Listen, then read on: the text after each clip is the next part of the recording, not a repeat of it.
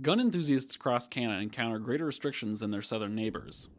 The National Firearm Association has put out 2 petitions they hope will repeal certain restrictions. The popular AR-15 is an assault rifle similar in design and appearance to the M16. Weapons like the AR-15 have been restricted in Canada since the Montreal Massacre inspired greater gun control.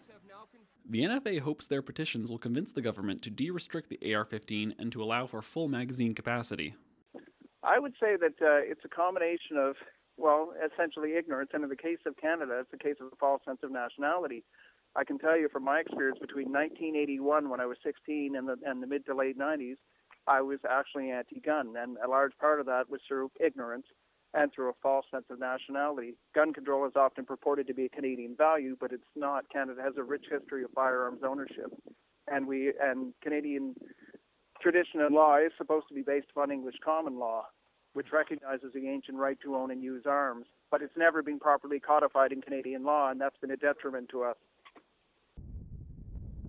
NB resident Alex Goling says he supports the petition. I think it's good that they become non-restricted. I mean, there's already guns of the same caliber that can hold the same amount of ammo that aren't restricted. The only thing the lawmakers really see is that it's a name associated with crime sometimes. But I mean, you can get the exact same firepower out of a similar gun with your non-restricted. Why shouldn't you be able to have this? It's a bunch of red tape, is all it is. Kyle Stairs is a local hunter. He says certain weapons are best kept out of civilian hands. Fully automatic weapons should not be for general public use. Like I say, I can see it for the military and police, but for the general public, there's no need. Even for those who make the case of self-defense, you can do the same thing with a single shot as you can with a fully automatic. So that argument for me is invalid. And again, with the hunting, there's no sport and there's no point, in my opinion, for them to have fully automatic weapons when hunting.